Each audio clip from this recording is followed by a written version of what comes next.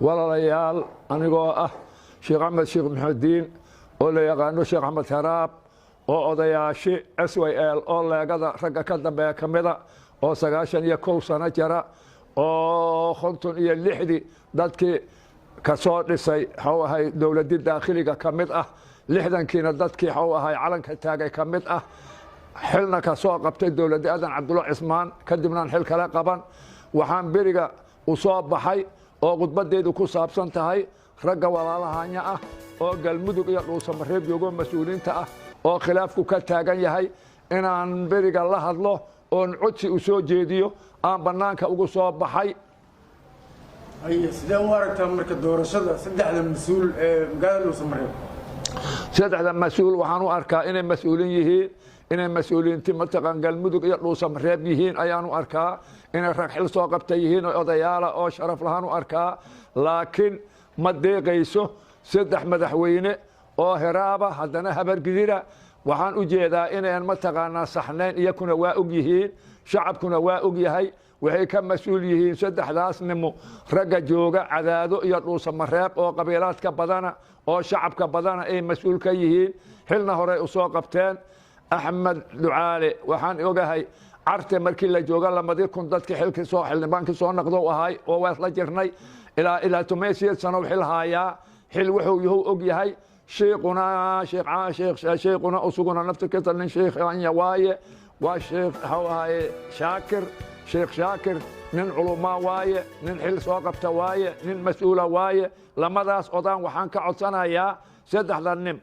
waxaan codsiga u jeediyaa inaan u soo baxo beriga codsana waxa waaye lamada oday oo Axmed Ducaale iyo Sheekh Shaakiran codsanayaa inay ka tanaasulaan oo u tanaasulaan yarka dhilla oo walaalkoora oo habargidira oo dawladda keenta la leeyahay cid kastaba ha keentee waa habargidir cid keenay ha keenta waxaan siyaasad waay siyaasana ayad quraan ma cid allamo ku ma ka yimaado ninku waa habargidir waa nim odayaasha ka da'yar waa niman xil waaga ka soo qaban galmudug dhuusamareeb inaad u tanaasushiin lamadiinaan oday oo Sheekh Shaakir iyo Axmed Ducaalow anigoo Sheekh Ahmed Sheekh Muxudiin oo Sheekh Haraaba oo nabadoon mudulooda oo magaca mudulood iyo magacayga idinku codsahaya muduloodka hadda noolaan ninka ugu da'weynaha magacayga iyo magaca mudulood waxaan idinka codsanayaa lamadiina oday inaad yarkaas Axmed Cabdi Kaariye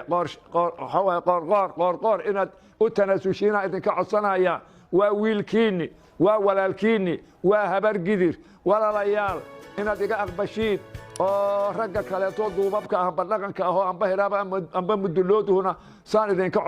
codsadaan oo sabartiin oo wiilkaas u daysiin waxa la yiri ma taqaana cadkaan oo ku cuna amba ku ciideeya xabatari mayso subaga amba korkaaga amba kaadkaaga la yiri kaadkiina ku daatay meel idinka ma jiro waxaan idinka codsanayaa anigoo magacayga ku hadlaaya iyo magaca mudulood walaalahayow oo dadka ugu da'weyn oo ugu dhaqan weynahay oo subax dhowrahay oo 90 jirahay oo 9 xid qabo lamadiina oday waxaan idinka codsanayaa yarkaas inaad u tanaasushiin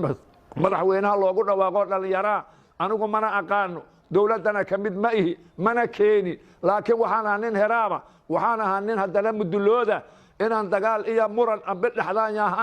aan ka xumahay marka walaalayaal saasaan idinka codsanayaa akhyaarta kale oo maqlaysa oo amba hiraaba amba mudulood oo amba duuble amba duqle amba dhaqan lena waxaan ka codsanayaa lamadaas odaysaan uga codsanay inay yarka u tanaasulaan oon hadda lama lafood la isku jebin oon dagaal laga suubinin galmudug iyo dhuusamareeb saasaan hadalkayga ku soo gaabsanayaa ilaahayna iga aqbalo ilaahayow iga aqbal addoonkaaga yaan ahay odayaashaas oo sharafta leh oo duqowda ah oo xilka soo qabtay inay kala badbaadiyaan dadka inay kala badbaadiyaan oo dalka iyo dadka hore u turaan ilaahayow adaan kaa codsanahay ilaahu iga aqbal yaa fataax yaa risaaq yaa rabbal caalamiin maahaas waxaan ugaga baxayaa khudbadii aan ugu soo talagalay galmudug iyo dhuusamareebaan mahaas uga baxayaa ilaahayna naga aqbalo waxa yaroon ku darahayaa dhibaa ka jira Soomaaliya dhibaa ka jira dagaalaa ka jira dagaalkaas wuxuu ka dhaxeeyaa dawladda iyo xarakada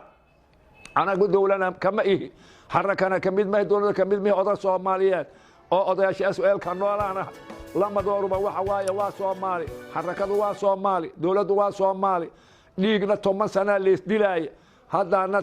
toban sana dagaal xabad u socotay wax ku dhammaadee wax lagu dhaafana ma jiraan haddana waxaa ka dhiman waxaa u dhiman waxa waaye dowladdan waa 10 bilood 10 sano wixii lagu sameey waaye 10 bilood lagu qaban ma xarakadaha lala heshiiyo akhyaarha loo diro ganacsataha loo diro culamaa u diinha loo diro xarakadaha dowladda la dhexdhexaadiyo haddana taasna waa iga maslaxad waana wax loo baahan yahay xarakadu alxamdulilaahi rabbil caalamiina waa u jeedaa idoo naftirkaana dalka iyo dadkana walaxay ku leedahay ilaa su sabrana roon midaasna idana ma haasaan mataqaanaa saasaan warkaas ilaa ka soo jeediha waxaan ku darayaa kuwan kaleetoodo mucaaradka sheeganayo mucaaradku xudow leexadka ka bixinina wadankan wax qof ka qarta haddaan xarka la leeshin wax laga qaban kara dalkan ma jiraan waa u jeediin waa wadan dagaal ka socdo balcado ka socda afkooyo ka socda wadankan dagaal ka socdo wadan dagaal ka socdaana ma xasilna mana la xasili karo xarakadaas in ilaahay iyo dowladda ay heshiis dhaxdoora dhigo waayo waxaan ilaahay ka tuugaynaahu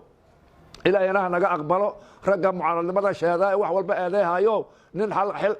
xil qaadi rabo waxa la yidhi xilha xumaynin waa jiraysiin dowladnimaad jiraysiin tanna waa caayaysiin tan wixii tabarteer hay qabee birkee ka badan ma qaban karto birkee dagaalay ku jirta xarakada iyo ay ka dagaal ka dhexeeya idina mina joogi lahayd sidaan u kala dhexeey lahaa sida xarakadaas loo leeyahay lahay ilaahayna ha la tuugo la taqnidu min rahmatillahi iyo ilaahay leeyahay ilaahayna aan tuugno xarakada iyo dowladana sida loo dhexdhexeelahay dadka ka banaanka joogan dowladda aan xarakadana ahayno in ya soo baxdiin aan ku dhex baxno warkayga aniga ma hasan ku soo gaabsahaya waana mahadsantihiin Soomaalina ha midowdo tawfiiqda Allah keeno tawfiiq Soomaali Allah keeno mucaarad iyo muxaafad mid midowda Allah ka dhigo ilaahayow adaan ka cusahaya ilaa adaan ka cusahaya ilaa naga aqbal ilaa Soomaali aqbal wassalaamu calaykum waraxmatullaahi wabarakaatuh dowladda maxaa la gudboonayada maadaama 10 bilood u hartay galmudugna xaaladeedu saas tahay dhibaatada iyo colaadda al-shabaabna ay sii badanayso maxaa looga baahan madaxweynaha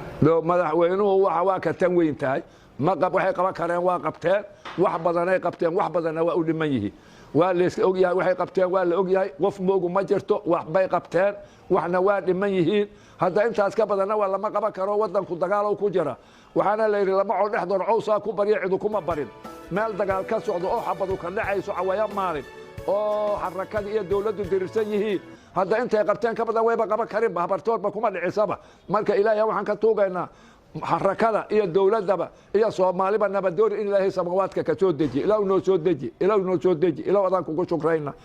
ساسا إذا نكله شعبك محاوس جدينيسا برشيد الصوماليين